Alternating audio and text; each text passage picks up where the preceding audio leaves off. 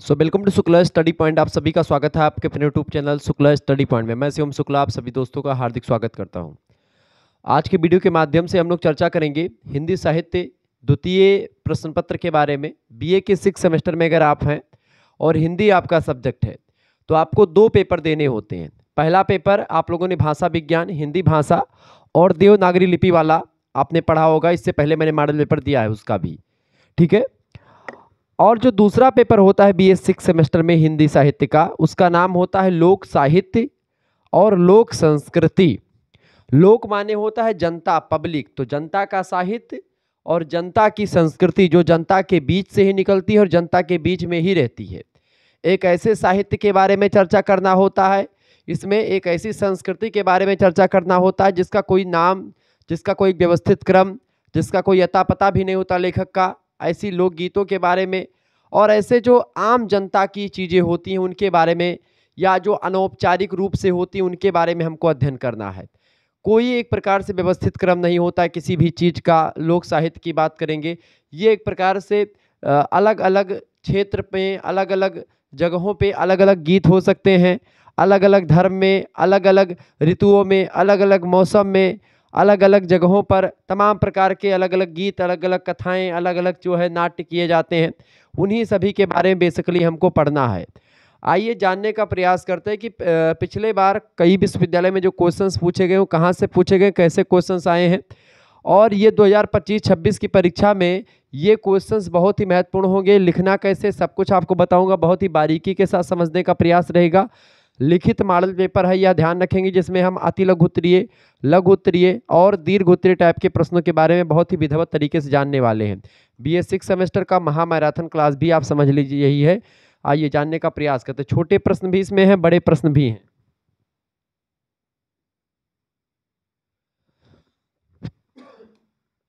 पहला क्वेश्चन आप देखिएगा, प्रश्न है कृष्णदेव उपाध्याय। लोक साहित्य में इनका बड़ा नाम है और लोक साहित्य को लेकर के बड़ा काम किया इन्होंने। इनका जन्म कब और कहाँ हुआ था? तो कृष्णदेव उपाध्याय जी का जन्म हुआ था 1911 ईस्वी में। कहाँ पर? उत्तर प्रदेश में एक जिला पड़ता है बलिया जिला। जननायक चंद्रशेखर बलिया विश्वविद्यालय भी पड़ता है, तो उसका भी सिलेबस यही है, टेंशन ना ले।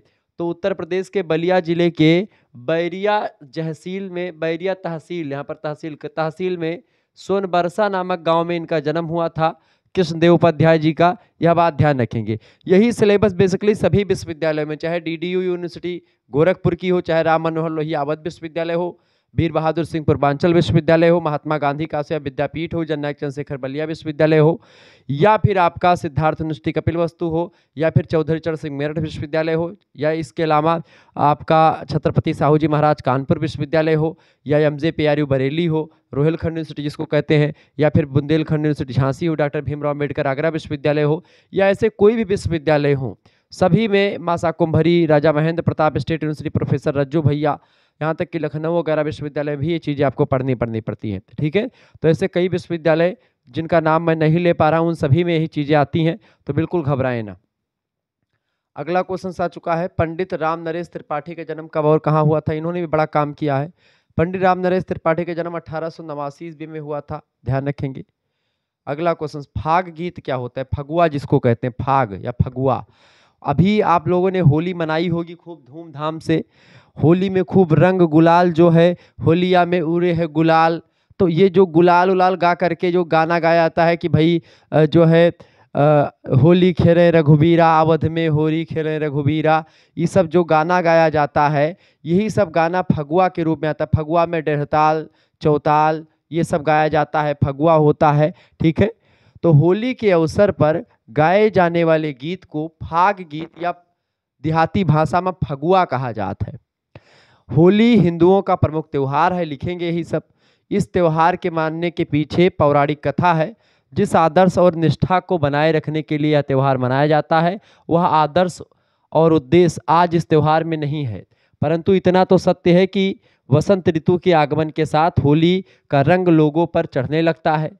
बसंत पंचमी के अवसर पर से ही होली पर गाए जाने वाले गीत लोक गायकों के द्वारा एक प्रकार से उनके कंठ से फूट कर बाहर निकल जाते हैं, यानी कि उनको अपने आप को रोक नहीं पाते फगुआ गाने से।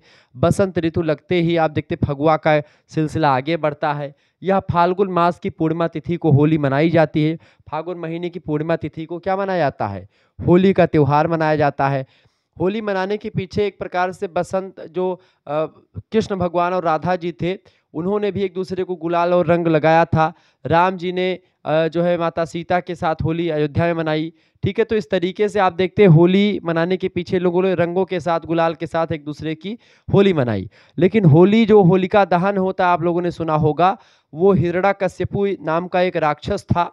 उसी राक्षस की एक सिस्टर थी, मतलब बहन थी, उनका नाम था होलिका।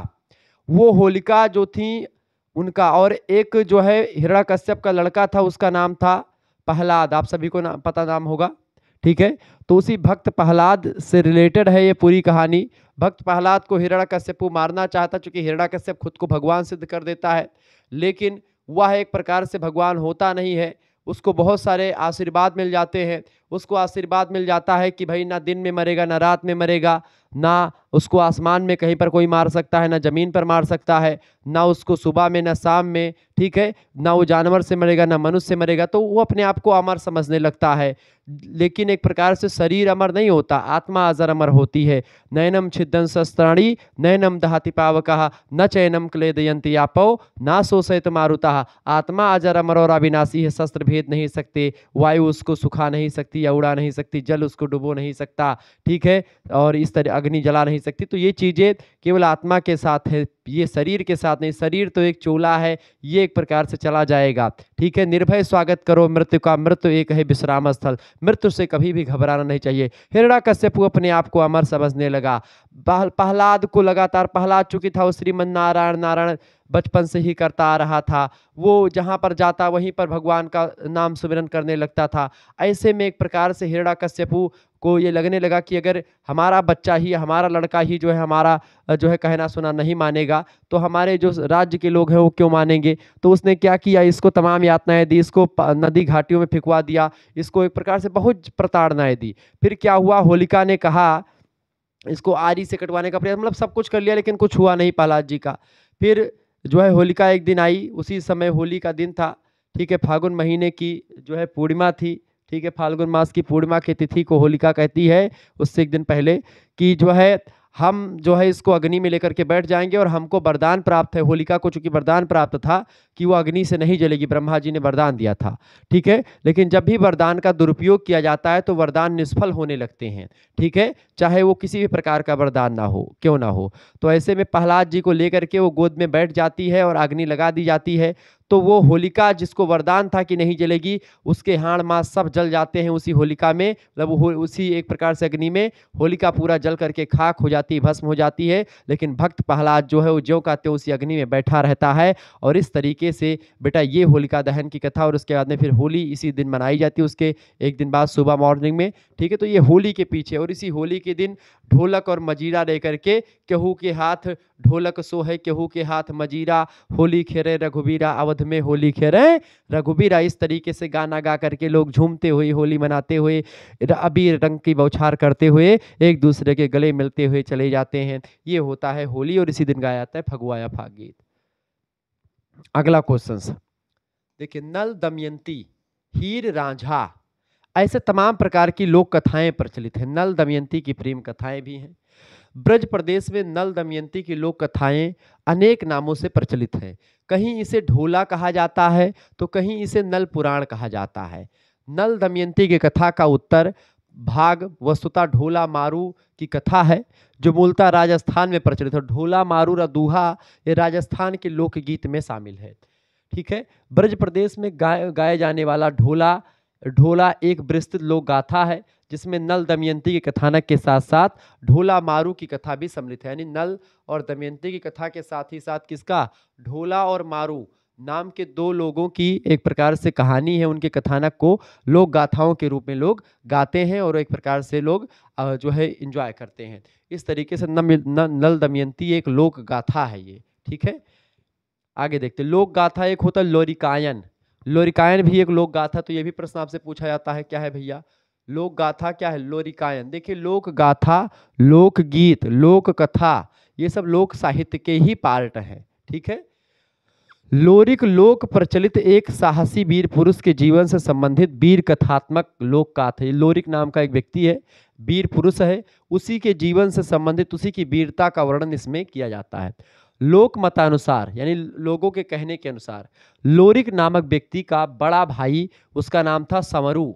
ठीक है, लोरिक का बड़ा भाई का क्या नाम था? समरू। समरू सबसे बढ़कर बलशाली और पराक्रमी भी था, यानी कि सबसे बड़ा भाई जो समरू था सबसे पराक्रमी था, सबसे बलशाली था। ठीक है, कनक भूधराकार शरीरा समर भयंकर अति बलबीरा, इस तरीके का था वो। उन दिनों स्वयंवर विधान अनुसार या जो है बल्लम भाला के बल पर विवाह संस्कार होता था। बल्लम भाला मतलब होता है कि जाकर बिटिया सुंदर देखें जबरन ब्याह ले करवाए, और धाई देव डोला समर खेत में जे जीते ते ले उठाए। इस तरीके के शादी ब्याह होते थे, यानी कि सौंदर्य पर, अभी बता रहा हूं, थोड़ा सा चेहरा थोड़ा गोरा कर ले। सौंदर्य पर बेटा अधिकार किसका होता था? सौंदर्य पर शौर्य का अधिकार होता था। जिसके बाजुओं में, जिसकी भुजाओं में पावर होती थी, अब मेरी भुजाएं मत देखिए, मेरे पास पावर नहीं है उतनी ज्यादा जैसे इन लोगों के पास थी। देखिए, जिसकी भुजाओं में ताकत होती थी, जो शौर्य होता था जिसके पास, वही सौंदर्य का उत्तराधिकारी होता था। वही एक प्रकार से सुंदर कन्याओं शादी होती थी जिसके भुजाओं में ताकत होती थी, जिसको भाला चलाना, बल्लम चलाना, जिसको युद्ध की कला शैली प्रवीणता होती थी। सुंदरता पे स्त्रियां मोहित नहीं होती थी पहले की स्त्रियां मोहित होती थी किस पर भैया? पहले की स्त्रियां, जैसे आज की स्त्रियां किस पर? आपके पास पैसा है, आप सुंदर दिखते, एक पास एक आध दो गाड़ी हो तो आपको एक प्रकार से आप से लड़कियां मोहित हो जाएंगी। लेकिन पहले क्या था? आपके पास शौर्य, आप कितने युद्ध जीते हैं, आपने कितनों को हराया है, ये मैटर करता था। तो इसी पे आप देखते हैं आल्हा उदल के तमाम सारे किस्से आपने देखे। जाकर बिटिया, उसी समय कहा जाता है कि जाकर बिटिया सुंदर देखें जबरन ब्याह लिए करवाए, और धई दो डोला समर खेत में जे जीते तेले उठाए। शादी हो जाने के बाद भी रास्ते में जब बारात लेकर के, डोली लेकर के जाते थे, रास्ते में ही मैदानों में ऐसे जो वीर योद्धा होते थे, रुक जा, रख दे, डोला रख दिया जाता था पृथ्वी पर। धाई दो डोला समर खेत में, समर खेत माने होता युद्ध में डोली ऐसे रख दी जाती थी, और लड़ करके जो जीत लो वही डोली उठा करके फिर ले जाता था। इस तरीके की शादियां हुआ करती थी। तो ये एक प्रकार से वीर गाथात्मक चीजें। तो उन दिनों स्वयंवर विधान, यानी कि एक तो होता था कि स्त्रियां अपने मन से वर्ण करती थी, दूसरा बल्लम भाला ने पैरुख यानी साहस के दम पर शादियां होती थी। इन दोनों अपूर्व पराक्रमी भाइयों का विवाह भी बाहुबल के द्वारा हुआ था, समरू का और इसका लोरिक का। इनके विवाह में उत्पन्न बाधाओं और जीवन की सभी घटित घटनाओं को तथा शौर्य और बहादुरी का ओजपूर्ण चित्रण इस लोक गाथा के अंतर्गत किया गया है। लोरिक और समरू का जो शादी हुई थी बाहुबल पर हुई थी, तो उसी बाहुबल इनके दोनों के बारे में वर्णन किया गया है। अगला देखते हैं ढोला मारू। ढोला मारू के बारे में बताएं। देखिए, ढोला मारू राजस्थान की प्रसिद्ध प्रेम प्रधान लोक गाथा है। यह राजस्थान में सर्वाधिक लोकप्रिय रही है। मानव हृदय में कोमल मनोभावों तथा बाह्य प्रकृति के बड़े ही मनोहर चित्र इसमें अंकित किए गए हैं। प्रेम प्रधान गाथा है ये, होने के बावजूद भी इसका श्रृंगार वर्णन मर्यादापूर्ण है। श्रृंगार वर्णन जो है इसका मर्यादित है, ज्यादा उसमें बढ़ा चढ़ा करके चीजें नहीं है। इस गाथा में मलवड़ी का नक्सिक वर्णन करते हुए सुंदर शब्दों में लिखा गया है। ठीक है, तो ढोला मारू जो है ये लोक गाथा है जो कि प्रेम प्रधान है, ढोला मारू के जीवन से रिलेटेड। हंस चरण कदलीह जंग। हंस चरण यानी कि जिस तरीके से हंसों के चरण होते हैं उस तरीके के चरण की बात हो रही। हंस चरण कदलीह जंग कटिके हर जिस खीण, और मुससिस हर खंजर नयन कुंच श्रीफल कंठ बीड़ा, सुंदरी सोवन वस्त्र तसु आहर अलत्ता रंगी, केसर लोक खीण कटिको मल कुरंगी।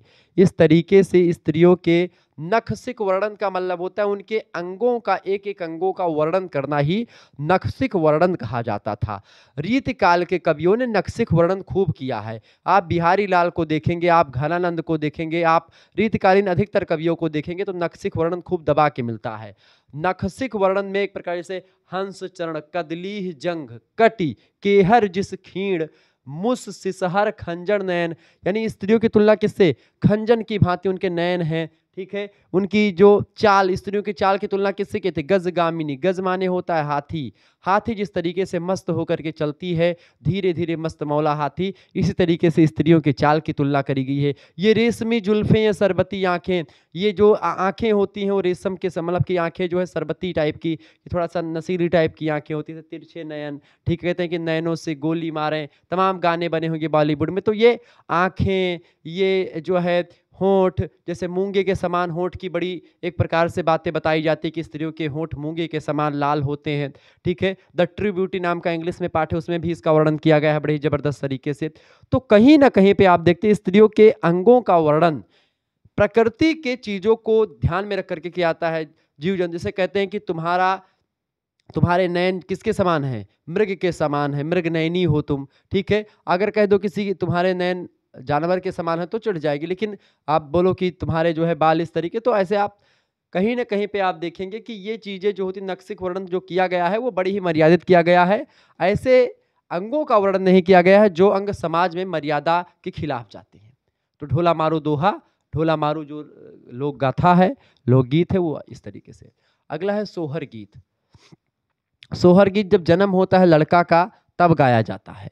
जन्मोत्सव के समय परिवार आनंद विभोर हो उठता है। उस समय स्त्रियों के हृदय में आनंद की अपार लहर उठती है और वे आनंद में गीत गाने लगती हैं। इस अवसर पर गाए जाने वाले गीत को सोहर कहा जाता है। विभिन्न अवसरों पर भिन्न भिन्न प्रकार के सोहर गाए जाते हैं। जैसे एक सोहर की कुछ पंक्ति इस प्रकार है कि आज ललन के जन्म भयो, धरती सुफल भयो, धन धन भागी हमारी हो। सोहर के जैसे आप देखते हैं, ललना लाल हुई है कुलवा के दीपक, मनवा में आस लागल हो, ये भी एक सोहर है। आप सोहर राजन जी महाराज के तमाम सुने होंगे कि जो है आजो के दिनवा सुहावन मन भावन हो, ठीक है, रतिया लुभावन हो, इस तरीके से गाना तमाम होता है। तो आज ललन के जन्म भयो, धरती सुफल भयो, धन धन भागी हमारी हो, ऐसे एक प्रकार से ये गाए जाते हैं सोहर, ठीक है। यह बात आप ध्यान रखेंगे। वीडियो को शेयर कर दीजिएगा, लाइक भी कर दीजिएगा। तो सोहर इस तरीके से कुछ गाया जाता है। सोहर जब जन्म होता है छठी बरही तक एक प्रकार से गाया जाता है, ठीक है। स्त्रियां सब आती हैं ढोल मजीरा लेकर के, बढ़िया सा, एक लोग कढ़ाएंगे, 4 लोग पुरवाएंगे, इस तरीके से गाया जाता है। अगला प्रश्न, विदेशिया। विदेशिया भिखारी ठाकुर नाम के एक लेखक हैं, एक बहुत प्रसिद्ध एक प्रकार से लेखक है, उन्हीं का एक नाटक है ये। भिखारी लाल बिहार के हैं बेसिकली भिखारी ठाकुर। इसमें एक व्यक्ति विदेश में किसी वेश्या के चंगुल में पड़ करके अपने परिवार को छोड़ बैठता है, ठीक है। पहले देखिए बिहार की स्त्रियां बेसिकली कहाँ पर जाया करती थी, मतलब बिहार के जो पुरुष होते थे शादी होने के बाद वो कहाँ पर जाते थे? 1 मिनट रुकेंगे आप, थोड़ा सा सही हुआ होगा, ठीक है।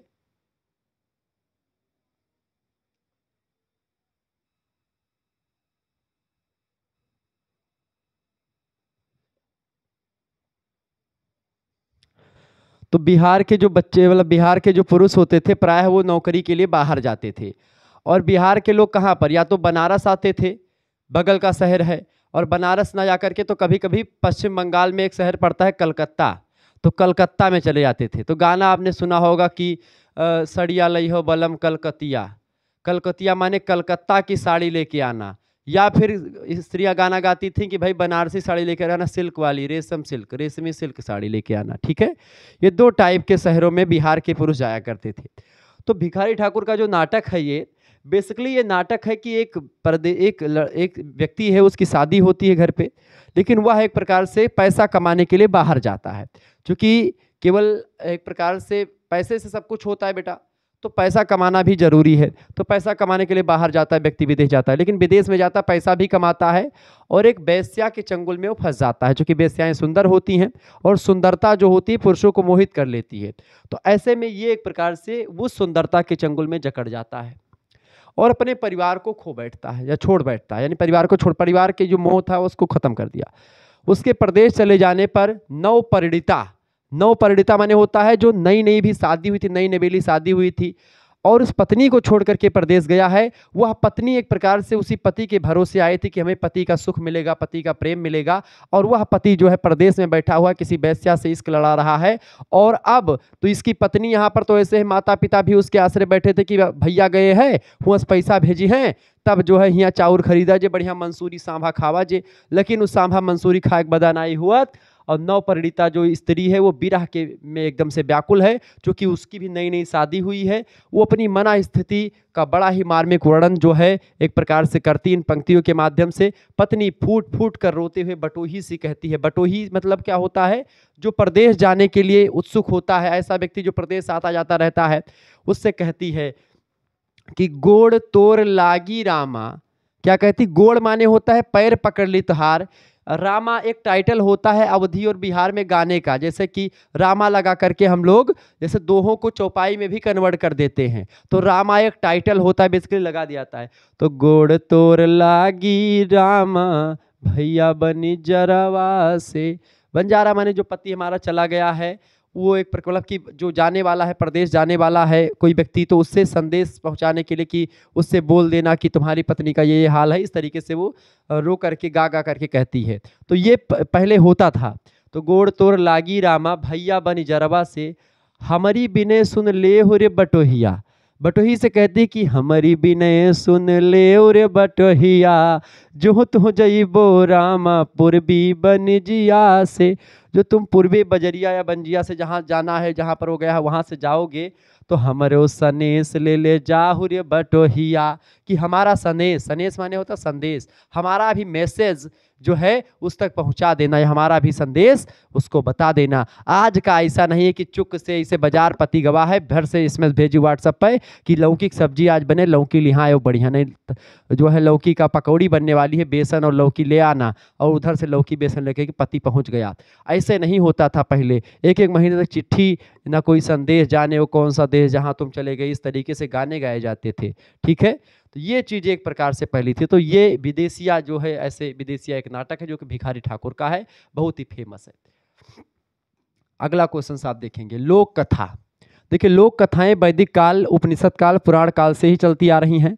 आज भी हम जन प्रचलित लोक कथाओं के उदाहरण ग्राम्य समाज में मौखिक रूप से देखते हैं, जैसे राजा भरथरी की कथा, रानी सारंगा की कथा, हरिश्चंद्र की कथा, सती अनुसुईया की कथा, रानी पद्मिनी की कथा, सती सावित्री की कथा, भक्त पूरनमल की कथा, सारंगा और सदाब्रज की कथा। ये सब कथाएं प्रचलित है लोक कथाओं के रूप में। आज भी जो है पौराणिक तथा वो तमाम उसमें ग्रंथों में आपको ये कथाएं मिल जाएंगी, आपके दादा नानी ऐसी कहानियां भी सुनाते हुए आपको मिल जाएंगे। तो इस तरीके से तमाम चीज़ें आपको दिखाई पड़ती होंगी समाज में। ठीक है, तो ये सब लोक कथाएं हैं।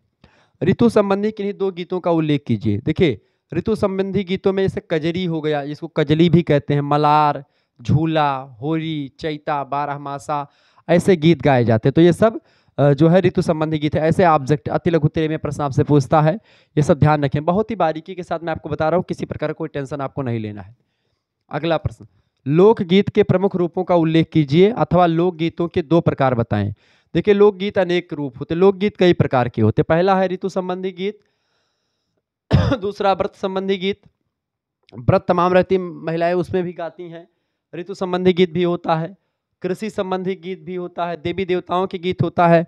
आजकल तो जो महिलाएं दुरदुरिया चबवाती हैं, सुना होगा नाम, दुरदुरिया मतलब कि 7 महिलाएं बैठ करके और मिट्टी की कुछ जो है माता जी के रूप बना लेती, पिंडी स्वरूपा, और उसी पर जो है नई नई एक प्रकार से गाने जो होते हैं अपने हिसाब से, चाहे यूट्यूब से देख करके या फिर कहीं से, वो तमाम गाने वगैरह अच्छे अच्छे धुन में गाती रहती। तो ये लोक चीज़ें होती हैं, ये एक प्रकार से कहीं लिखी पढ़ी नहीं मिलती हैं। जैसे चट्ट महारानी का उल्लेख पूरे चट्ट महारानी, तुरंता महारानी से तमाम जो है महारानी होती हैं, जो ये महिलाएं खुद अपना बना लेती हैं, या फिर इनको पता नहीं कहाँ से चल जाता है, ऐसा तुरंत अभी आपका काम कोई तुरंत हो जाए, तो ऐसे में वो एक प्रकार से तुरंता महारानी की दुरदुरिया चबवाएंगी। ठीक है, अगर आपका काम तो ऐसे ऐसे तमाम काम होता है जिसको लेकर के ऐसे बनाया जाता है, तो ये अपनी लोक चीज़ें हैं, ये कहीं पर लिखा पढ़ा नहीं मिलता, ये महिलाएं खुद ब खुद ऐसे ये प्रचलन में चला आता है।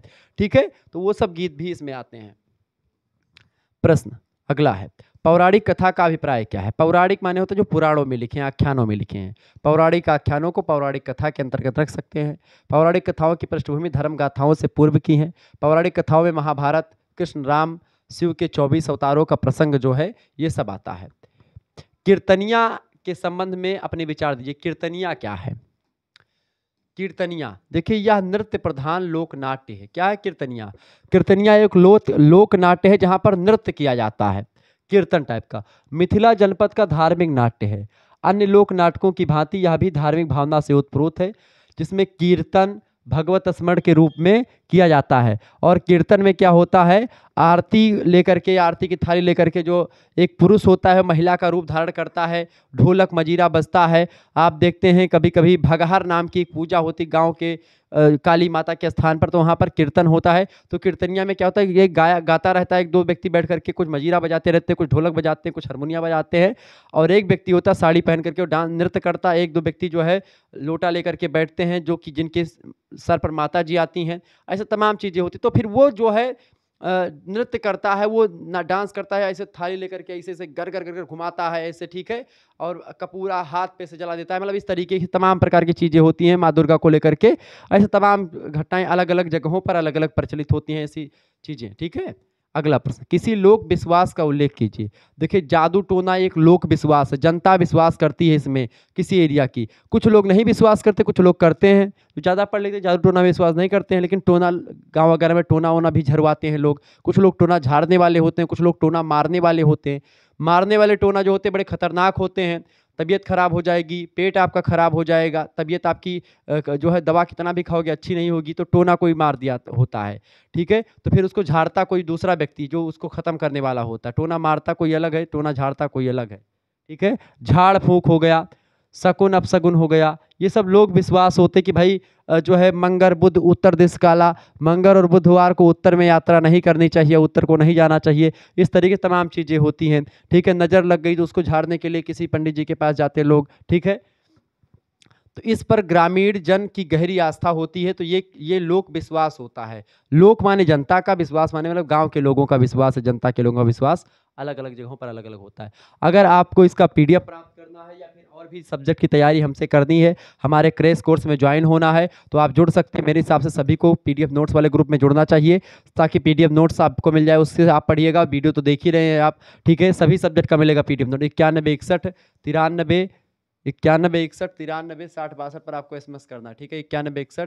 9161 ये मेरा व्हाट्सअप नंबर है। इसी व्हाट्सअप नंबर पर आपको व्हाट्सअप कर देना है। क्या आप अपना नाम, अपनी यूनिवर्सिटी का नाम और अपने सब्जेक्ट के नेम लिख करके आप फटाफट से भेजिएगा, ठीक है। अपने सब्जेक्ट के नाम लिख करके भी भेज दीजिएगा। किस सेमेस्टर में है तो आप 6 सेमेस्टर में तो भेजिएगा।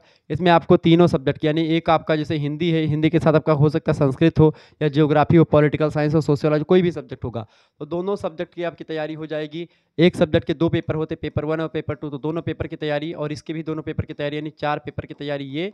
और एक को करिकुलर होता है आपका communication skill and personality development, ठीक है। तो उसकी भी तैयारी आपकी हो जाएगी, जिसकी परीक्षा ऑब्जेक्टिव होती है। तो ऑब्जेक्टिव इसकी भी अगर होगी तो इसकी भी ऑब्जेक्टिव, यानी कई विश्वविद्यालय में ऑब्जेक्टिव कई में लिखित होता है, ये जो मेन सब्जेक्ट होता है। को करिकुलर सभी में ऑब्जेक्टिव होता है, तो इसका ऑब्जेक्टिव करवाएंगे। को करिकुलर का सभी का 10 से 15 प्रैक्टिस सेट ऑलरेडी अवेलेबल है, और बाकी इन सभी का जो है ऑब्जेक्टिव लिखित दोनों टाइप का होता रहेगा, और सभी की तैयारी हो जाएगी। केवल आपको 100 रुपये फीस पेमेंट कर देनी होगी। स्क्रीनशॉट आपके पास, मतलब आपके पास मैं एक स्कैनर भेजूंगा, उसी पर आपको 100 रुपये फीस जमा कर देनी होगी। उसके बाद में आपको व्हाट्सएप ग्रुप से जोड़ा जाएगा, वहाँ पर आपको लाइव क्लास की लिंक, आपको वीडियो लेक्चर्स, ठीक है, आपको सभी सब्जेक्ट के पीडीएफ नोट्स, एमसीक्यूज और लिखित दोनों टाइप के, आपको प्रीवियस ईयर क्वेश्चन पेपर, ठीक है, आपको सब कुछ वहाँ पर मिलेगा। डाउट सेशन वगैरह आपके जो भी क्लियर मतलब डाउट वगैरह होंगे वो सब क्लियर किए जाएंगे। तो बहुत ही बारीकी के साथ चीज़ें आपको पढ़ाई जाएंगी। सबको जुड़ना चाहिए, सभी विश्वविद्यालयों का सिलेबस यही है, सभी में यही चीज़ें आती है, और इंपॉर्टेंट चीज़ें बताएंगे जो आपकी परीक्षा में आने वाली होंगी। कितना भी कम आपका समय बचा हुआ हो, कोई दिक्कत की बात नहीं, आप कम से कम समय में हमारे पीडीएफ नोट्स के साथ अच्छी तैयारी कर सकते हैं। आगे बढ़ते हैं।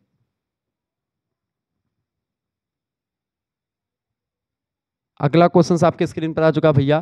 प्रश्न, हीर रांझा लोक गाथा का परिचय दीजिए अथवा हीर रांझा के बारे में बताएं। देखिए यह भी ब्रज और कुरु प्रदेश की जनप्रिय लोक गाथा है। यद्यपि इस लोक गाथा में घटना, पात्र और स्थान का संबंध तो पंजाब प्रांत से है, यानी जो लोग हैं, जो स्थान है पंजाब से है, लेकिन ये प्रचलित जो है ब्रज के प्रदेश में है। किंतु प्रेम की मार्मिकता और अलौकिकता के कारण से इसने अनेक प्रांतों में बहुत लोकप्रियता प्राप्त की है। रांझा इस कथा का नायक है, और हीर जो है वो एक इस कथा की नायिका है। जो रांझा है तरुत हजारे का जाट ग्वाला था, और हीर उसकी प्रियतमा है, प्रेम करता है हीर से, जिसका संबंध उस जाट घराने से था जिसकी गायें रांझा चराता था। यानी रांझा एक गाय चराने वाला था, और जो लड़की थी उसी के यहाँ की गाय चराया करता था रांझा, और प्रेम कर लेता है। दोनों का प्रेम में आने वाले सामाजिक और पारिवारिक विघ्न या बाधाएं जो हैं, रांझा का गोरखनाथ से दीक्षा लेना, दोनों का विरह बड़ी मार्मिकता के साथ इस लोक गाथा में चित्रित हुआ है। तो प्रेम, विरह, सब संयोग, वियोग, सब यानी मिलन, यानी जिसको आप ब्रेकअप, पैचअप जो कुछ बोल सकते हो, वो सब होता है, खूब चलता है। सामाजिक बाधाएं आती हैं, वो सब चीज़ें होती हैं, और इस तरीके से प्रेम जो होता है वो चलता रहता है। हीर रांझा, ठीक है, का मूवी भी बन चुकी है, इसमें आप देख लीजिएगा। अगला प्रश्न, दो लोक गाथाएं बताएं। देखिए, एक तो ढोला मारू रदूहा और एक नल दमयंती की कथा, ये लोक गाथाएं हैं दो, ठीक है। ऐसे आपसे प्रश्न आते रहते हैं। लोक नाट्य के प्रमुख प्रकारों के नाम लिखिए। देखिए, सामाजिक लघु प्रहसन एक होता है, एक मध्य रात्रि में आरंभ होकर के प्रातः काल तक अभिनय गीत नाट्य होता है। तो ये लोक नाट्य के दो प्रकार है। ये मध्य रात्रि में जो आरंभ होता है, ये बेसिकली नौटंकी जिसको कहा जाता है, ठीक है। तो इस तरीके से तमाम प्रचलित है। अगला प्रश्न, लोक नाट्य के विविध रूप क्या है। देखिए, लोक नाट्य के कई सारे रूप हैं। पहला नृत्य प्रधान वर्ग, जो डांस, जो नृत्य वाला होता है वो। दूसरा स्वांग प्रधान, जिसमें स्वांग किया जाता है। स्वांग में मतलब क्या होता है कि स्वांग माने क्या होता है, जैसे कि राजा रानी बन गए, ठीक है, या फिर जो है मतलब एक जिसको बेस बदल करके सामने आना। नौटंकी में होता नहीं, तो एक तो पहले नृत्य होता नौटंकी में, कुछ जो है वेश्याएं होती हैं, नृत्य करती हैं पहले आकर के, वेश्याएं कहना उचित ना होगा, ठीक है। कुछ लेडीज बन करके, कुछ पुरुष होते हैं डांस करते हैं मतलब कि नौटंकी में। फिर उसके बाद में नगाड़ा वगाड़ा बजता है इसमें। फिर उसके बाद में आधी रात में स्वांग प्रधान शुरू होता है। स्वांग में क्या होता है, कोई राजा बन के आएगा, कोई रानी बन के आएगा, और माइक में एकदम से गा गा मतलब कि गाना गा करके अपना पूरा नौटंकी में बताएंगे, ठीक है, पूरा एक पाठ खेलेंगे जिसको कहते हैं। और एक होता संगीत प्रधान, जिसमें गाना गाया जाता है, ठीक है, जैसे आजकल खूब ज़्यादा फेमस। तो इस तरीके से लोक नाट्य इस तरीके से होते हैं। दो लोक कथाओं के नाम लिखिए। एक धर्म गाथा और एक दंत कथा, ये दोनों लोक गाथाएं, लोक कथाएं होती हैं।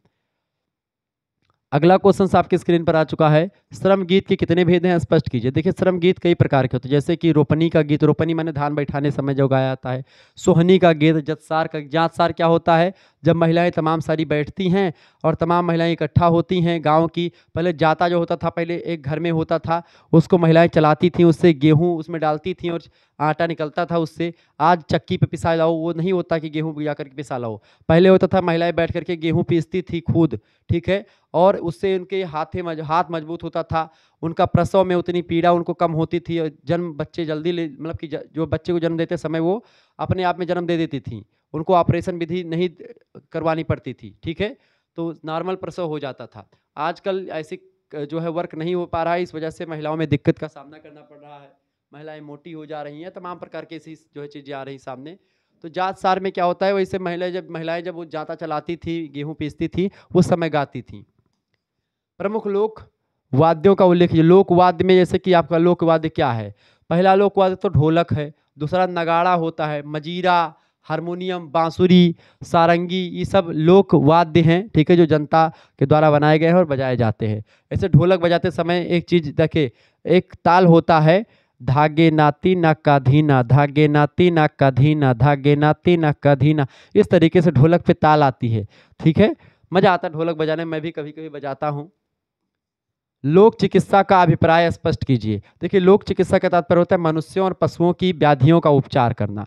लोक साहित्य में वर्णित पद्धतियों के द्वारा एक प्रकार से जब हम मनुष्य और पशुओं को कोई हानि हो जाती है, कोई तबीयत खराब हो जाती है किसी की, तो उसका मदद हम जो पौराणिक कथाओं में चीज़ें वर्णित है उसके अकॉर्डिंग करते हैं। जैसे झाड़ फूँक के द्वारा हम किसी का जो है ख़त्म करते, टोना टटका, कीला, इन सभी पद्धतियों का इलाज जो है हम इसी पद्धति से करते हैं, लोक चिकित्सा के माध्यम से। लोक चिकित्सा में एक प्रकार से तमाम प्रकार के जो है ऐसे चीज़ों का हम विनाश करते हैं जो कि दवाओं से नहीं हो पाता। लोक साहित्य की किन्हीं दो कथानक रूढ़ियों का उल्लेख कीजिए। देखिए, लोक कथाओं में कथानक रूढ़ियाँ अनिवार्य रूप से रहती हैं। ढोला और हीर रांझा की कथा वस्तु का संगठन लोक नायकों ने कथानक रूढ़ियों के माध्यम से किया है। कथानक रूढ़ियों में क्या होता है कि जो कथाएं होती हैं वो कोई पशु पक्षी कह रहा होता है, ठीक है, वो लोक रूढ़ियों में शामिल होता है। लोक रूढ़ी है ये बेसिकली। भारत के प्रसिद्ध लोक नायकों या लोक नाट्यों के नाम लिखें, जैसे कि गबरी हो गया, अंकिया, ख्याल, स्वांग, बहुरूपिया, रामलीला, ये सब भारत के प्रसिद्ध लोक नाट्य हैं, ठीक है। अगला प्रश्न, बिहार के लोकप्रिय लोक नाट्य का नाम बताएं। तो विदेशिया जो है ये बिहार प्रदेश का अत्यंत लोकप्रिय लोक नाट्य है, जो कि बिहारी ठाकुर का एक प्रकार से एक नाटक है। आगे देखते हैं, अगला क्वेश्चन आपके स्क्रीन पर आ चुका, फटाफट से आप देखने का प्रयास करेंगे। प्रश्न भैया, आल्हा नामक लोक गाथा में किसका वर्णन है। तो आल्हा नामक लोक गाथा में आल्हा और उदल नाम के दो वीरों के पराक्रम का वर्णन है। इन्होंने अपनी मातृभूमि की रक्षा के लिए पृथ्वीराज चौहान से युद्ध किया था। पृथ्वीराज थर्ड, वही जो मोहम्मद गौरी से हारे थे, वो बहुत पराक्रमी शासक थे, तो आल्हा उदल ने उनसे खिलाफ युद्ध लड़ा था। और आप देखते हैं यहीं पे मलखान नाम का एक सूरवीर था। मलखान इन्हीं आल्हा उदल के जैसा ही था, मलखान आल्हा उदल। देखो आल्हा को जो है युधिष्ठिर का अवतार बताया जाता है, उदल को अर्जुन का अवतार, जो चौड़ा था जो इसका मंत्री था जिसको कहते हैं पृथ्वीराज का, वो एक प्रकार से किसका द्रोणाचार्य का अवतार बताया जाता है, ठीक है, जिसको चौड़ा कहते हैं। चौड़ा द्वापर कियर अवतार, द्वापर द्रोण कियर अवतार, ठीक है। पृथ्वीराज चौहान दुर्योधन का अवतार बताया जाता है, इस तरीके से बताया जाता है, ठीक है। अगला क्वेश्चन, मुंडन के गीत बताएं।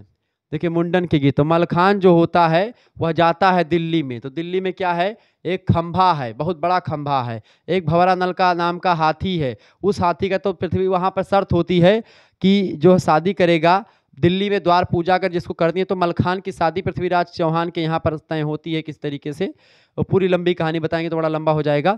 तो उसमें कहा जाता है कि भाई अगर जो व्यक्ति खंभा उखाड़ेगा तो खंभा जितना हाथ ऊपर है उससे 2-3 गुना नीचे गड़ा हुआ था, मतलब उतना ज़्यादा गहरा। उस खंभे को उखाड़ने पर क्या था, व्यक्ति बेहोश हो जाता था। तो दांत उखाड़े भंवरा नल के ते दिल्ली में करे द्वार एक चार, हाथी नाम था एक भंवरा नल नाम का हाथी, उसको पता नहीं कितना मदिरा पिला करके मलखान के समय भेजेगा। मलखनवा आवा खड़ा भा, कहीं रुको आओ, हाथी हो चाहे जे हो। तो पहले हाथी लगे गवा, हाथी के पास गया, हाथी के पास पहुंचते ही क्या हुआ कि हाथी आया और इसको पहले ढकेला, वो गिरा मलखान, फिर मलखान लेट गया, फिर हाथी उसके ऊपर जा रहा चढ़ करके, इधर उधर निकल रहा है, कुछ नहीं हो रहा मलखान को। तब तक उदल अपना जो है तलवार निकाला, उदलवा कूद पड़ा मैदान में, कहीं इसकी लाओ मारियो शायद ही हाथी का खत्म करी आ जाए। तब तक मलखान, उदल ठहर जा, रुक जा वहीं पे। कहाँ है भैया, काहे रुक जाई, कहीं रुक जाओ, कहीं क्यों, कहीं इसलिए रुक जाओ बेटा क्योंकि अभी तो हमारा वो उस जो पहला युद्ध लड़े थे उसका अभी जो है वो थकावट थी, वही थकावट दूर करवा रहा हूँ। कहा अरे हम तो भुलाए गए ना, मलखान हो, मलखान भीम का अवतार माना जाता था। उठा मलखनवा, उठाया खथिया पटक के दतवा उखाड़ लीस, दांत उखाड़े भंवरा नल के दिल्ली में करे द्वार एक चार। तो द्वार पूजा के लिए मलखान ने क्या कर दिया, हाथी नाम का जो भंवरा नल का नाम का हाथी था, सबसे पहलवान हाथी, उसका दांत उखाड़ दिया। उसके बाद में वो खंभा को उखाड़ा, और इस तरीके से खंभा को उखाड़ने पर क्या था कि वो व्यक्ति मर जाता था, लेकिन मलखान तब भी एक प्रकार से मूर्छित हो गया था। तमाम प्रकार की चीज़ें हैं, तो ये आल्हा उदल की कहानी आप पढ़ते रहते हैं। लोग मतलब कि तमाम आल्हा के गीत होते हैं, आल्हा गाए जाते हैं, कि तमाम आल्हा आपने गाते हुए देखा होगा कि अरे रिम झिम भाला बरसे वह मैदानन के बीच मझाए, ठीक है, इस तरीके। अरे हाथ पटक दे भोई माँ जो तो नौ मन माटी लिए उठाए, ठीक है। अरे यक्का मारे दुई गिर जावे, तीसरा खौफ खाई मर जाए। इस तरीके से ये आल्हा वगैरह गाया जाता है, अपने अपने क्षेत्रों में अपने अपने भाषाओं का प्रयोग करके लोग बना बना करके भी गा देते हैं। मुंडन का गीत, मुंडन कब होता है, जब लड़कवन के मूड एकदम छिलवाए दिन जात है, ठीक है, वो मुंडन होता है 3रे साल 5वें साल जब हुए। महाकवि कालिदास ने भी रघुवंशम जो नाम का नाटक है इनका, उसमें मुंडन संस्कार का उल्लेख किया। तुलसीदास ने रामचरितमानस में मुंडन संस्कार को ही संस्कृत में चूड़ाकरण संस्कार कहते हैं, तो चूड़ाकरण मुंडन को कहा है। किसी देवस्थान में जब मुंडन कराया जाता है तब मांगलिक गीत गाए जाते हैं, तो मुंडन संस्कार के गीत वो होते हैं, ठीक है। अगला क्वेश्चन, महिलाएं प्रायः गाती हैं। अगला प्रश्न, प्रसिद्ध लोक नाट्य स्वांग अथवा स्वांग क्या है। देखिए स्वांग, सांग का संगीत पर्यायवाची शब्द है। हरियाणा में तो यह प्रसिद्ध लोक नाट्य है। ब्रज में स्वांग की गायकी की दृष्टि से जो प्रमुख स्कूल या परंपराएं उपलब्ध हैं, आगरा और हाथरस की हैं। आगरा की स्वांग परंपरा अधिक आकर्षक रही है, परंतु उसने कभी भी व्यावसायिक रूप धारण नहीं किया। हाथरस के कलाकारों ने स्वांग की परंपरा को अपने ढंग से विकसित किया और उसमें नए छंद, नई रंगत और नया रूप देकर के व्यावसायिक बना दिया है हाथरस के लोगों ने। ब्रज में स्वांग परंपरा ने पर्याप्त विकास किया है। स्वांग देखना, स्वांग करना, स्वांग भरना आदि ऐसे मुहावरे हैं जो स्वांग शब्द की प्राचीनता के द्योतक है, ठीक है। तो ये स्वांग होता है। आगे देखेंगे, अगला क्वेश्चन आ चुका है। प्रश्न है, तीन लोक प्रचलित संस्कारों के नाम बताएं। देखिए पहला मुंडन संस्कार जो हर घर में होता है, सभी बच्चों का होता है। दूसरा यज्ञोपवीत संस्कार ब्राह्मण क्षत्रिय वैश्य में होता है, हालांकि ब्राह्मण लोग ज़्यादा करवाते हैं इसका। विवाह से एक दिन पहले ब्राह्मणों का यज्ञोपवीत होता है, ठीक है, जिसमें जनेऊ पहना जाता है। चूंकि यज्ञोपवीत इसलिए जरूरी होता है कि क्यों, यज्ञोपवीतम परमं पवित्रम प्रजापतेयत सहजम पुरस्तात् आयुष्यमग्रम प्रतिमोक्ष शुभ्रम यज्ञोपवीतम बलमस्तु तेजः। यज्ञोपवीत जो होता है वो जरूरी होता है। और एक होता है पाणी ग्रहण संस्कार, यानी विवाह संस्कार के समय पाणी ग्रहण भी करवाया जाता है। इस तरीके से 3 लोक प्रचलित संस्कार है जो होते हैं आज भी। ऋतु संबंधी किन्हीं 2 गीतों के नाम। ऋतु संबंधी गीतों के नाम जैसे कजरी, मलार, झूला, होली, चैता, बारामासा, फगुआ, सब ये सब आते हैं। प्रमुख लोक वाद्यों का नाम लिखिए। ढोलक, तबला, मजीरा, सारंगी, झांझ, ठप, करताल, डमरू, तंबूरा, ठीक है, ये सब आपके होते हैं। सही का मिलान कीजिए, देखें सही मिलान देखिए। ढोला मारू रदूहा, नल दमयंती पे जाएगा, हीर रांझा पे जाएगा, आला हरदौल पे जाएगा। ठीक है, तो ढोला मारू, नल दमयंती, हीर रांझा, आला हरदौल, इसका उत्तर ये होगा। आगे बढ़िए। होली क्या है भैया? तो होली तो मैंने आपको बताया था, होली जो है एक हिंदुओं का त्यौहार है। और इस त्यौहार के मानने के पीछे पौराणिक कथा, जिस आदर्श और निष्ठा को बनाए रखने के लिए यह त्यौहार मनाया जाता है, वह आदर्श उद्देश्य आज इस त्यौहार में नहीं है। परंतु इतना सत्य है कि बसंत ऋतु के आगमन के साथ होली का रंग त्यौहार लोगों पर चढ़ने लगता है। बसंत पंचमी के अवसर से ही होली पर गाए जाने वाले गीत लोकनायक कंठ से फूट करके निकलते हैं। फाल्गुन मास की पूर्णिमा तिथि को मनाया जाता है। इसके बारे में शुरुआत में हमने आपको बता दिया। अगला क्वेश्चन आपके स्क्रीन पर आ चुका, फटाफट से आप देखने का प्रयास करें। प्रहेलिका साहित्य में मुख्य सूत्र बताएं। प्रहेलिका साहित्य के सूत्र देखिए। पहली बात तो वेदों में प्रहेलिका के लिए ब्रह्मोदय शब्द का प्रयोग किया गया है। दूसरी बात, महाभारत में सर्प युधिष्ठिर और यक्ष युधिष्ठिर संवाद को पहेली का आदिम रूप मान सकते हैं। यानी सर्प और युधिष्ठिर के बीच में संवाद हुआ था, यक्ष और युधिष्ठिर के बीच संवाद हुआ था कि भाई हवा से तेज कौन है। ऐसे युधिष्ठिर से तमाम क्वेश्चन पूछा नहीं गया था उसके यक्ष के द्वारा, तो वो सब पहेली का रूप था, यानी एक पहेली बुझाते थे लोग। संस्कृत साहित्य में पहेलियाओं या पहेलिकाओं में सुभाषित रत्न भंडार मतलब कि भांडागारम में संस्कृत संग्रहित है तमाम पहेलियाँ। चौथी बात, हिंदी साहित्य में सिद्धों, तंत्रिकाओं तथा नाथ योगियों की संध्या भाषा और कबीर की उलटबासियाँ, ये भी एक पहेलिकाओं के ही प्रतीक हैं। इसके अलावा अमीर खुसरो आधुनिकता में आते हैं और पहेलियों में लोक प्रचलित पहेलियाँ बेसिकली अमीर खुसरो की ही होती हैं। इनके भाषा गुण के अधिक निकट जो है मान सकते हैं इनको। अवधि मतलब उसके क्या नाम है, खड़ी बोली के जनक है, तबला के आविष्कारक भी हैं अमीर खुसरो। ठीक है, अगर तो पहेलियाँ, तमाम पहेलियाँ बुझाने के लिए लोग बोलते थे। ठीक है, पहेली कि भाई हरी है मन भरी है, दुसाला ओढ़े खड़ी है, क्या होगा? ठीक है, तो वो होता है आपका क्या, बाली, यानी भुट्टा जो होता है, हरी है, हरा हरा पेड़ है, मन भरी है यानी कि उसमें दाने भरे हुए हैं, और दुसाला ओढ़े खड़ी, दुसाला माने कि उसके ऊपर जो है जो पखनेरू होता है बाल भुट्टा के ऊपर, आपने देखा होगा, तो वो लगा होता है इस तरीके से। कहावत और मुहावरे लोकोक्तियों में क्या अंतर होता है? देखिए, पहली बात, कहावत किसी भी व्यक्ति के द्वारा कही जाती है, जबकि लोकोक्ति कई लोगों के विचार उपरांत किसी विद्वान विशेष के द्वारा कही जाती है। लोकोक्ति जो होती है वो कई विद्वान तो लोग जो होते हैं विचार विमर्श करके उसको बनाते हैं। यह बात और है कि विद्वान विशेष की पहचान जन प्रचलन के कारण से लुप्त हो जाती है, क्योंकि लोकोक्तियाँ जो होती हैं विद्वान ने कही होती है, लेकिन वह विद्वान किसने कहा ये पता नहीं होता है। क्लियर, चूंकि सभी लोग इसको कहते रहते हैं। दूसरी बात, लोकोक्ति सीधे साधे सरल शब्दों के साथ विलक्षणता का भाव भी रखती है, जबकि कहावतें मुख्यतः विलक्षणता लिए हुए रहती हैं। ठीक है, इसके अलावा कहावत का आधार दृष्टांत, घटना या परिस्थिति होती है, यानी किसी घटना या आधार बना करके किसी परिस्थिति में कहावतें बनाई जाती है। जबकि लोकोक्ति में नीति यानी कि जो इंपॉर्टेंट होता है उसमें नीति यानी कि जो है नैतिकता होती है वो इंपॉर्टेंट रखती है। ठीक है, अगला क्वेश्चन से, लोकनाट्य। प्रश्न है आपका, लोकनाट्य जनता जनार्दन की आकृतिम जीवन शैली के रूप का यथार्थ मूलक प्रतिबिंब है, स्पष्ट करें। देखिए, लोक नाटक जनता जनार्दन की आकृतिम जीवन शैली के रूप का यथार्थ अभिनय मूलक प्रतिबिंब है। बिल्कुल ठीक बात है। जो जनता में चीज़ें घटित होती हैं उसी घटित चीज़ों को ही जनता के समक्ष, जनता की कथाओं को एक उसकी नकल करके प्रस्तुत करना ही लोकनाट्य होता है। यह अनौपचारिक अभिनय व्यक्त जीवन दर्शन है। लोक नाटक में लोक चेतना की अभिनेता व्यंजित होती है। यह लोक मानस के अभिव्यक्त अभिनय क्षमता का सहज प्रदर्शन होता है, यानी जनता के बारे में ही बताया जाता है, जिसके मंथन के लिए किसी औपचारिक रंगमंच की अपेक्षा व आवश्यकता भी नहीं होती। विद्वानों ने लोक नाटकों को पंचम वेद की संज्ञा भी दी है। ठीक है, वह लोक अनुरंजन का नितांत आकृतिम और आह्लादित रूप है, जिसकी व्याख्या के लिए किसी भी बीज, बिंदु, पताका, प्रहरी आदि की शास्त्रीय व्यवस्था की आवश्यकता नहीं होती है। यह आकृतिम सामूहिक अभिनय मूलक अनौपचारिक प्रस्तुतिकरण है। लोक नाट्य से तात्पर्य नाटक के उस रूप से होता है जिसका संबंध विशिष्ट शिक्षित समाज से भिन्न सर्वसाधारण के जीवन से होता है। यानी जनता ऐसी जो पढ़ी लिखी बिल्कुल भी नहीं हो, जो ज़्यादा विद्वान भी नहीं होती है, उससे होता है, सामान्य जनता से होता है, जो परंपरा से अपने अपने अपने क्षेत्र के जन समुदाय के मनोरंजन का साधन रहता है।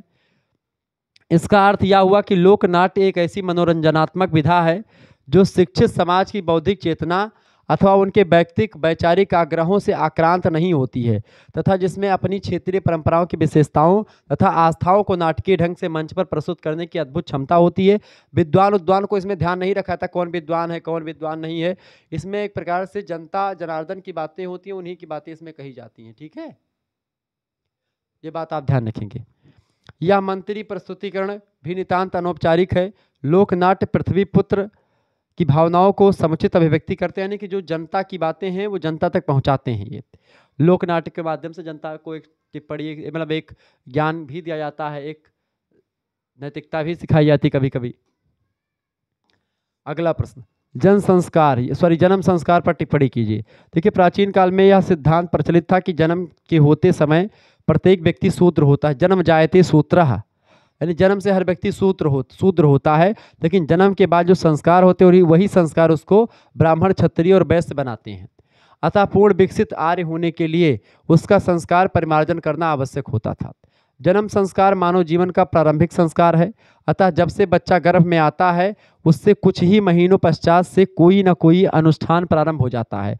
पहला संस्कार गर्भाधान के 9 महीने तक ही संपूर्ण अवधि जन्म संस्कार के अंतर्गत आ जाती है। यानी गर्भाधान से लेकर के, गर्भाधान वह क्रिया होती है जब पुरुष का जो शुक्राणु होता है महिला के अंडाणु से आकर के मिलता है और हो जाता है कि हाँ बच्चा अब आज से जो है वो बनने शुरू हो गया है। पुत्र जन्म परिवार तथा पुत्र दोनों के लिए एक विशेष संस्कार होता है।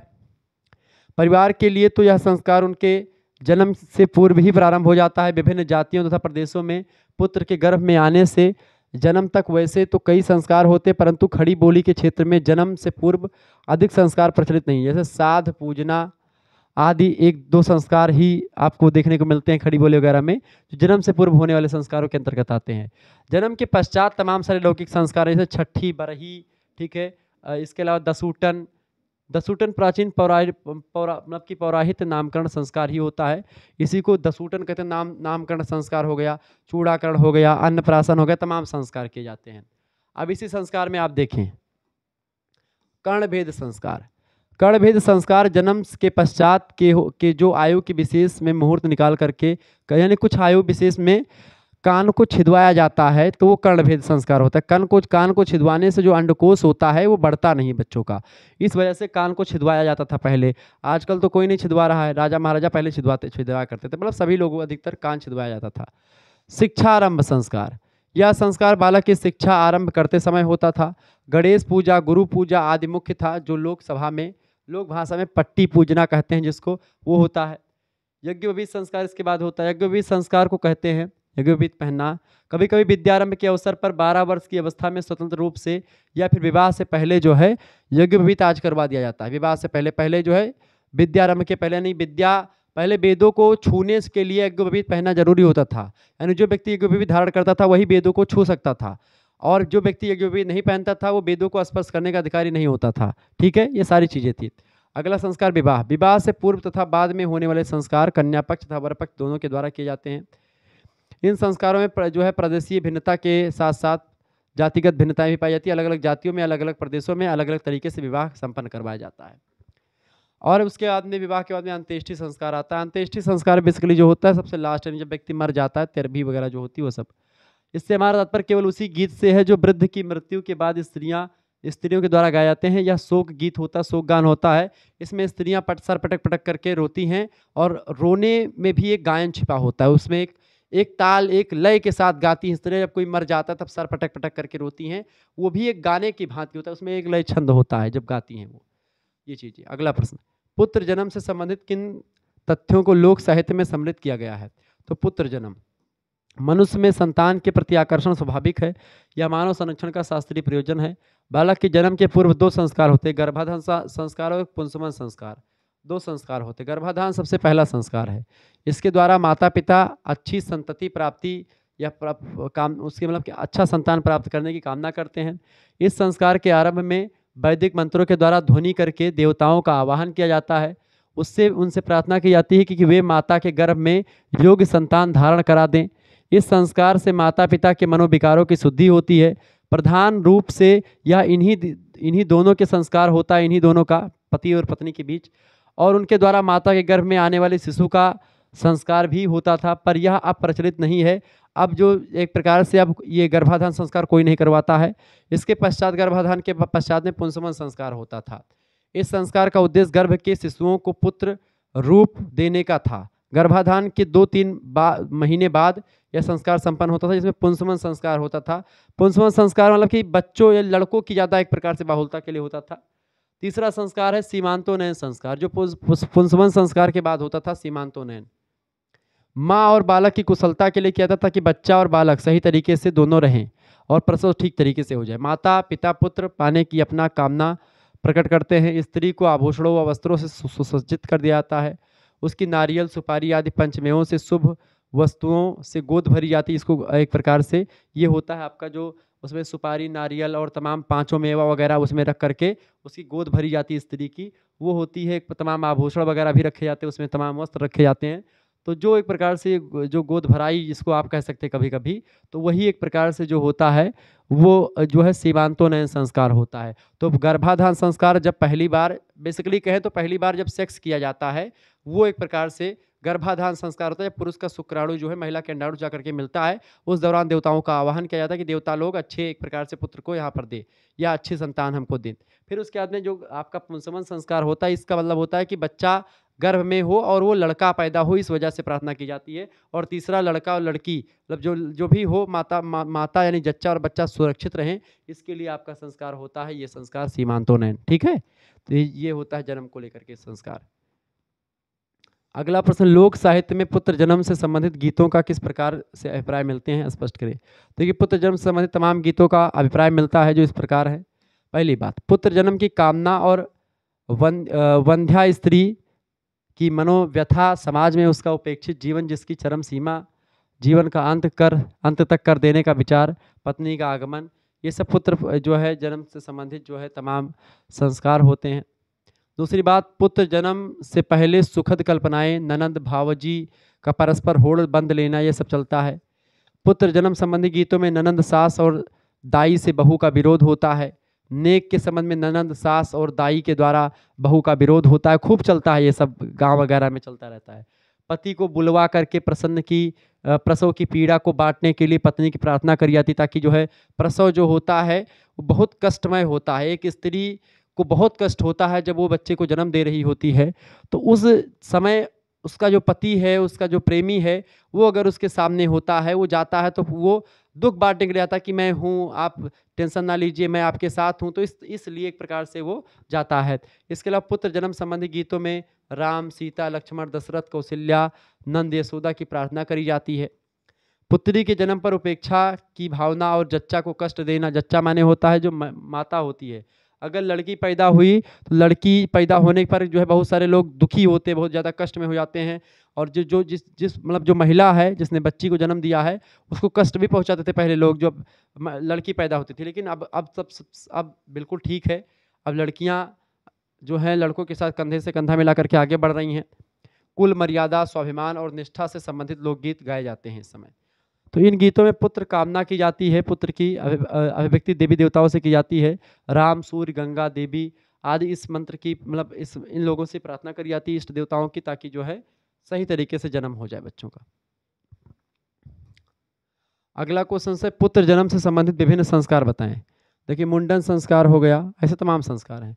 यह बालक के पहले, तीसरे और 5वें वर्ष में होता है। जन्म के बाद पहली बार बालक के बाल किसी मंदिर के पास, किसी नदी के पास या किसी सिद्ध स्थान पर धूमधाम से कटवाए जाते हैं। मुंडन बुआ की गोदी में होता है।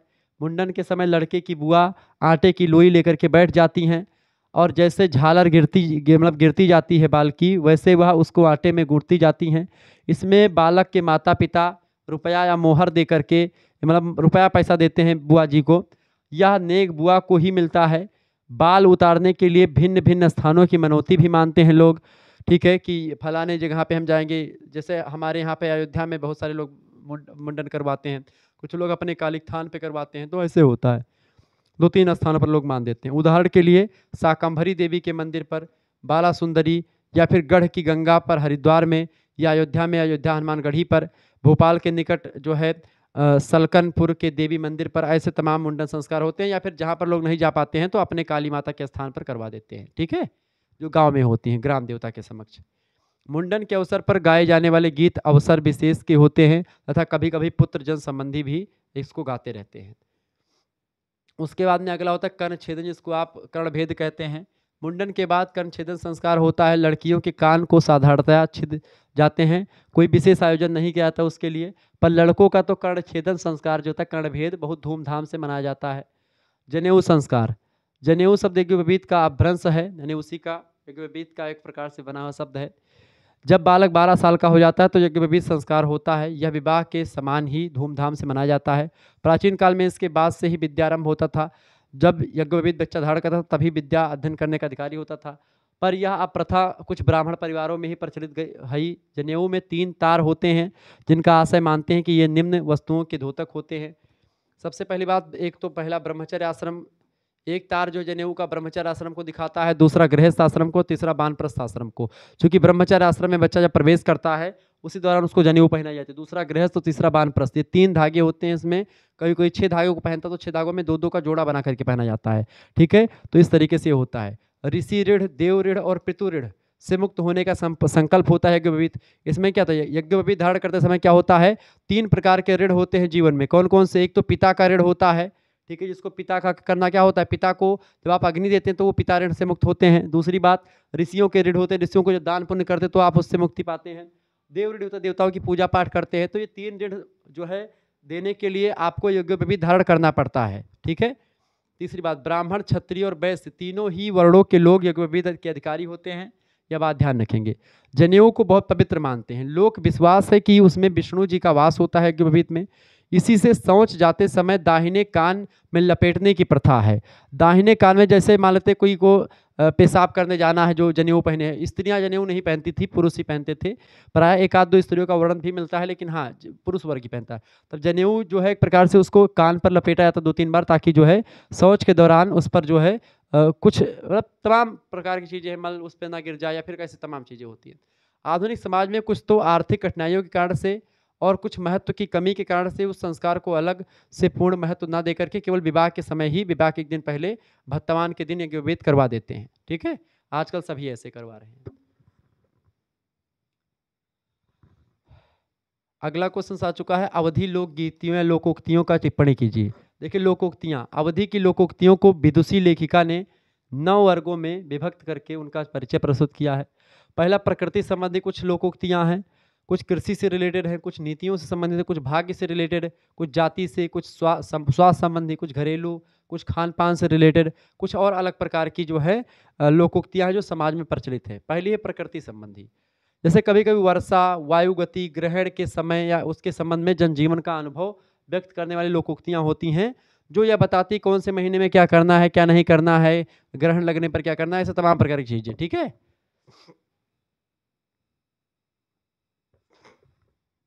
इस वर्ग में वर्गीकृत की गई। उदाहरण के रूप में एक लोकोक्ति प्रस्तुत की जा रही है। जैसे ये लोकोक्ति है, खूब ज्यादा फेमस है कि यक मासा ऋतु आवे धावे, आधा जेठ आषाढ़ कहावे। तो यक मासा ऋतु आवे धावे, आधा जेठ आषाढ़ कहावे, इस तरीके से होता है। दूसरी जो एक प्रकार से कृषि संबंधी, कृषि की विविध क्रियाओं को, जैसे कृषि में जैसे कि धान को निराते समय, बुआई कटाई आदि के संबंध में लोक अनुभव, लोग बताते हैं किस तरीके से धान कटाई निराई कब करनी चाहिए, कितने समय पर। यहाँ तक कि हर चीज़ को लेकर के एक नीति, एक ज्ञान दिया गया है पूर्वजों के द्वारा, वही होती हैं, इस वर्ग में लाई गई हैं। बैल के लक्षणों की परिचारिका यह लोकोक्ति है कि बैल के क्या लक्षण होते हैं। बैल का लक्षण क्या होता है, बैल के लक्षण को बताते हुए यहाँ पर लिखा कि मुहकै मौट माघ का महुआ, मुहकै मौट माघ का महुआ, इन्हें देख जन भूले और हुआ, ठीक है। इनको एक प्रकार से हमेशा जन भूले और हुआ, जनता से गुजारिश की गई है कि मुहकै मोट और माघ कै महुआ, इन्हें दियख जन भूले और रहिया, मतलब इनका पे विश्वास ना करें, इनसे दूर ही रहे। उज्जर बरौनी मुहकै महुआ, ठीक है, और ताहि दियख हर बहबा रुआ। इस तरीके से मतलब बैल की विशेषता बताई गई कि ऐसे बैल से दूर रहे, इस तरीके से तमाम चीजें बताई जाती हैं। ठीक है। तीसरी जो अवधि में लोकोक्ति प्रचलित है, नीति संबंधी। नीति और उपदेशों को समाविष्ट करने वाले लोक अनुभव इस वर्ग की लोकोक्तियों के माध्यम से अभिव्यक्त हुए हैं। जैसे कि लरिका ठाकुर बूढ़ दीवान, लरिका ठाकुर बूढ़ दीवान और ममिला बिगड़े साँझ बिहान। ठीक है। लरिका हुए या ठाकुर हुए या बूढ़ दीवान है, तो ऐसे हमेशा मामला बिगड़ते रहत है। लड़का मामला बिगड़े साँझ बिहान, मतलब कोनो पता नहीं कब का हो जाए। चौथा, भाग्य संबंधी। तो कर्म लिखी को कोई मिटाने वाला नहीं है। इस प्रकार के नीतिवादी जीवन दर्शन की अभिव्यक्ति करने वाली लोकोक्तियां भी इस वर्ग में आती हैं कि जो लिखा है वही होगा, यानी कर्म मोर पात गात होई गए, यानी जो लिखा था वही हो गया। ठीक है, उसके अलावा कुछ होने वाला नहीं है। जाति संबंधी भी तमाम सारे एक प्रकार से वर्णित है लोकोक्ति। विभिन्न जातियों की समान विशेषताओं के संबंध में लोक अनुभव करने वाली लोकोक्तियाँ वर्ग में आती हैं। इसमें कई सारी जाति को लेकर के जो है चीज़ें बताई जाती है। अगर मैं कहूँगा तो लोगों को लगेगा कि गुरु जी कह रहे हैं, लेकिन यहाँ पर देखें कहा गया है कि करिया बाभन और गुअर चमार, करिया बाभन गुअर चमार इनते सदा रहे होशियार। यानी अगर करिया बाभन है, उसका चमड़ा करिया है, एकदम काला काला बाभन है, तो बड़ा हरामी होता है करिया बाभन। ऐसे बताइए, हरामी मतलब समझ रहे हैं कि बहुत दुष्ट होता है, चापलूस होता है, उस पर विश्वास नहीं करना चाहिए। अगर चमार कोनो गुरहर है तो उस पर विश्वास नहीं करना चाहिए। इनसे सदा रहे होशियार, ये कब दोगलापंथी कर जाएंगे कुछ पता नहीं होता है।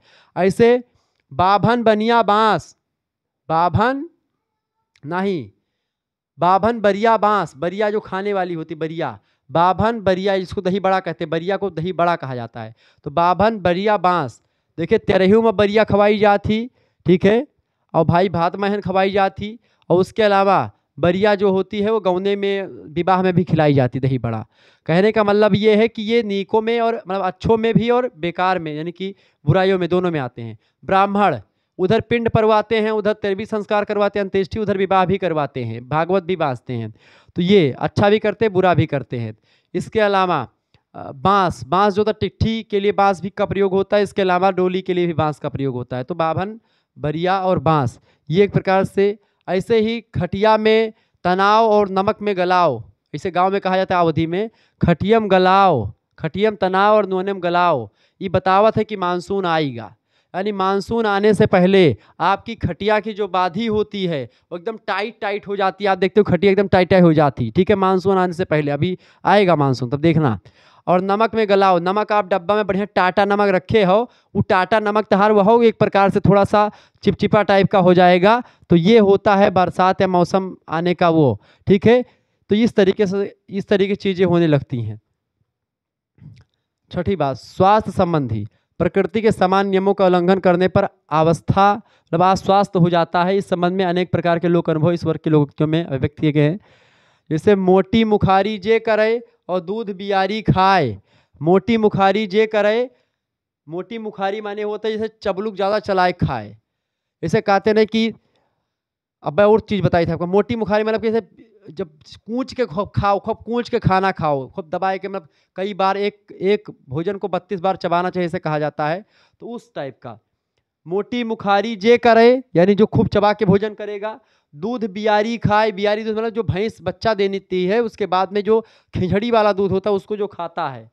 तो मोटी मुखारी जे करे और दूध बियारी खाए, और बासी पानी जो पिए तहीं के घर बैद न जाए। यानी जो बासी पानी पीता है रात में रख करके घड़े में और सुबह वो पानी पीता है, वो एक प्रकार से जो दूध जो बच्चा देने वाली भैंस है या गाय है उसका दूध खाता है, जो मोटी बुखारी करता है, खूब चबा करके भोजन करता है, ऐसे व्यक्तियों के यहाँ कहते ही घर बैद न जाए। यानी उसके घर डॉक्टर का कोई काम नहीं होता, उसको एक इंजेक्शन भी नहीं लगवाना पड़ता, उसके समक्ष कोई रोग दोष नहीं आता, यानी उसका रोग प्रतिरोधक जो क्षमता होती बहुत स्ट्रांग हो जाती है बेटा। ये बताने का प्रयास किया गया यहाँ पर।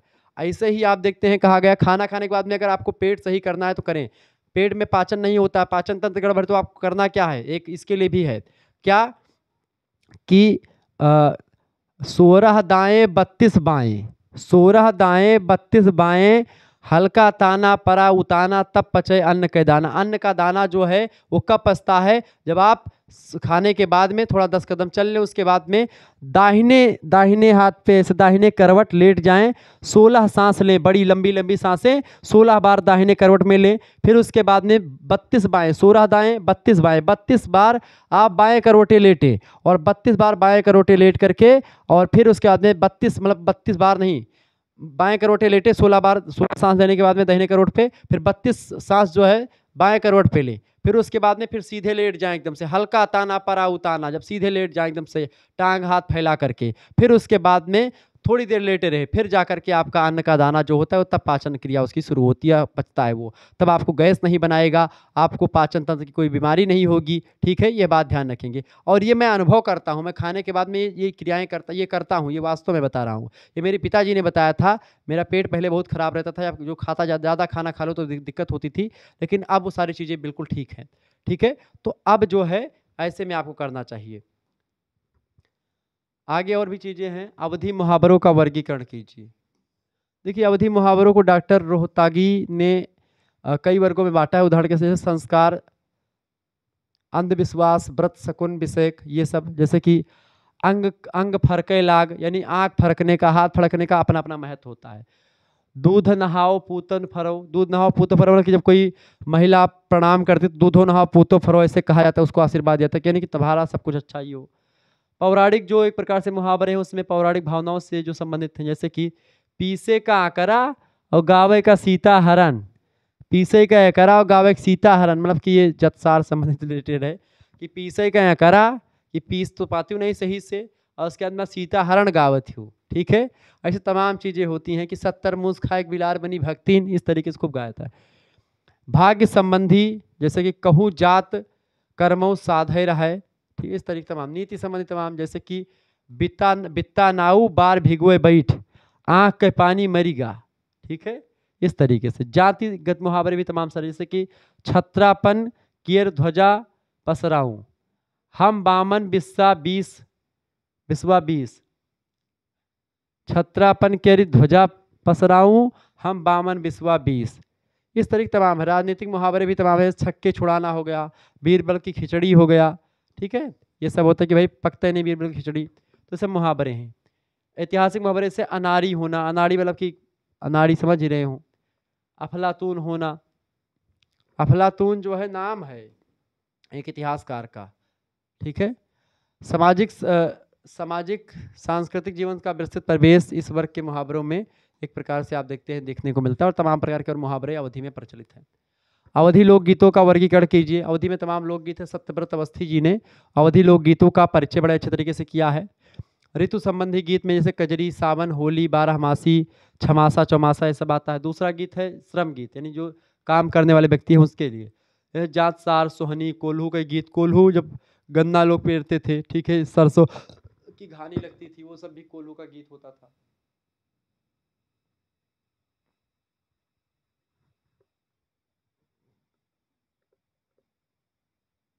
ठीक है, ऐसे मेला गीत भी होता था। संस्कार गीत, जन्म में सोहर, ठीक है, साध सरिया, रोजना, बधाई, छठी, पसनी, मुंडक, कर्णभेद, जनेऊ, विवाह, मृत्यु, इन सभी पर भी गीत अपने अपने प्रावधान हैं। पांचवा तो धार्मिक गीत, शीतला माता का गीत, निर्गुण गीत दुर्गा जी के। ठीक है, ऐसे ही बाल गीत, लोरी जिसको कहते हैं, लोरी सुनाते थे बच्चे सोते सोते समय, खेल गीत हो गया। ऐसे और तमाम प्रकार के गीत हैं, जैसे पहेलियाँ है, बुझौला है। ठीक है, जात संबंधी जैसे बिरहा, कहरवा, चमार, पचरा, धोबिया का गीत, ये सब तमाम गीत होते। कुछ थोड़े बहुत परिवर्तन के साथ डॉक्टर सरोजनी रोहतगी ने भी इन संबंधी गीतों का प्रकार अपने हिसाब से किया है। संस्कारों की दृष्टि से धार्मिक अनुष्ठान संबंधित गीत होते हैं। पूजा पाठ, ऋतु, उद्योग, श्रम, जाति, इन सभी को लेकर के तमाम प्रकार के 6 वर्गों में गीतों को इन्होंने डिसाइड किया रोहतगी जी ने। तो ऐसे जो है ये सब गीत के प्रकार हैं। इसके अतिरिक्त राष्ट्रीय शीर्षक के अंतर्गत कुछ लोकगीतों की चर्चा की गई है।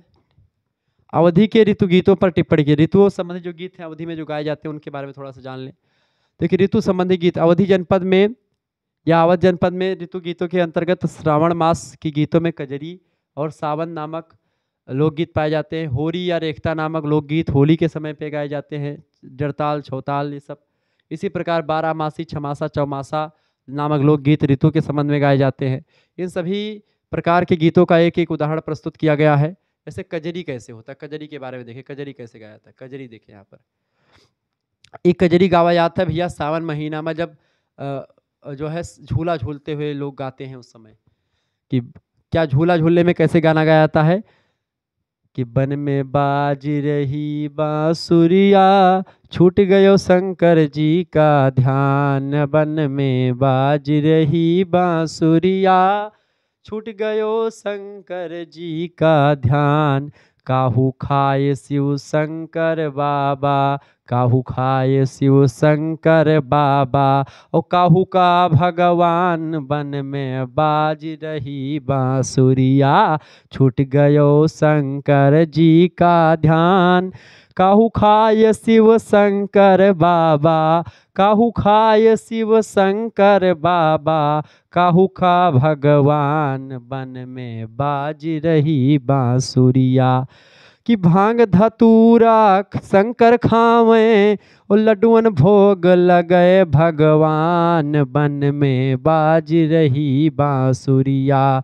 कि बन में बाज रही बांसुरिया, छूट गयो शंकर जी का ध्यान, भांग धतूरा शंकर खावे, लड्डुअन भोग लगे भगवान, बन में बाज रही बांसुरिया।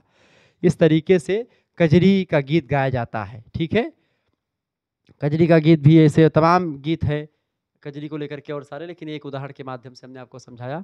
ऐसे सावन के महीने में जो गीत गाया जाता है कि सावन के महीने में क्या कि बरिन बरिन जल चुए खोरिन कांदो कीच, कौने निर्मोहिया कै धोरिया ससुरे माँ सावन होय, लागो रे महीना सावन का, कौने बरन तोरी माई कतने बरन तोरे बाप, और कौने बरन राजा बिरना, जिन तोरी सुधिया ना ले, लागो रे महीना सावन का।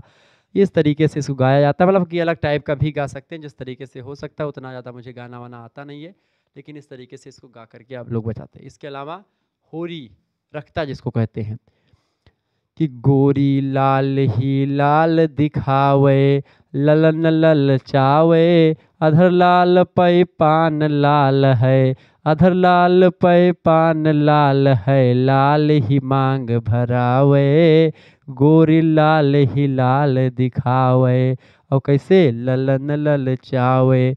इस तरीके से कि टीका लाल भाल पर शोभित, प्यारी बेंदी में लाल लगावे, ललन ललचावे, गोरी लाल ही लाल दिखावे, गोरी लाल ही लाल दिखावे। इस तरीके से रखता ये गाया जाता है होली के समय पर। तो ये सावन, होली, कजरी का कुछ गीत जो मैंने आपके समक्ष प्रस्तुत किया। ठीक है, तो इस तरीके से आपको चीज़ें मिलती रहती हैं। तो ये सब पीडीएफ आपको मिल जाएगा, इसका पेपर 1 का भी पीडीएफ मिल जाएगा, प्राचीन इतिहास का पेपर 1 पेपर 2 का पीडीएफ अवेलेबल हो चुका है, भी आपके समक्ष मिल जाएगा। तो इन सभी का पीडीएफ प्राप्त करने के लिए हमारे क्रैश कोर्स तक ज्वाइन होने के लिए, हमारे क्रैश कोर्स में ज्वाइन होने के लिए आपको कुछ करना नहीं है। 91 61 93 60 62 पर SMS करें। आप हमारे साथ डायरेक्टली जुड़ पाएंगे। व्हाट्सएप पर हमारे SMS करें इस नंबर पर 91 61 93 60 62 पर अपना नाम, अपनी यूनिवर्सिटी का नाम, अपने सब्जेक्ट के लिए हम तुरंत लिख करके भेजेंगे। ठीक है, और आपके लिए फीस रखी गई है केवल 100 रुपये फीस में आपको सभी सब्जेक्ट का क्रैश कोर्स दिया जाएगा। जो भी आपका सब्जेक्ट होगा, को करिकुलर का भी कोर्स इसमें इंक्लूडेड है। को करिकुलर में 10 से 15 प्रैक्टिस सेट आपको, क्वेश्चन पेपर और मॉडल पेपर सब कुछ आपको मिलेगा, रिवीजन क्लास वगैरह सब कुछ मिलेगी, और सभी सब्जेक्ट के दोनों पेपर की तैयारी। ठीक है, ऐसे हिंदी का, ज्योग्राफी, पॉलिटिकल साइंस का दो पेपर होते हैं, तो सभी का दोनों पेपर की तैयारी हो जाएगी। और को करिकुलर का एक ही पेपर होगा, तो उसकी भी तैयारी आपकी हो जाएगी। 5 पेपर की तैयारी आपकी बेहतर तरीके से केवल 100 रुपये फीस में होगी। आपके पास स्कैनर भेजूंगा, उसी पर आपको 100 रुपये फीस पेमेंट कर देनी है, या किसी दूसरे से भी पेमेंट करवा देना है। इसमें आपको सभी सब्जेक्ट की तैयारी करवा दी जाएगी, और सभी यूनिवर्सिटीज़ के बच्चों के लिए यह लेक्चर होगा पूरा। ठीक है, ये बात आप ध्यान रखेंगे।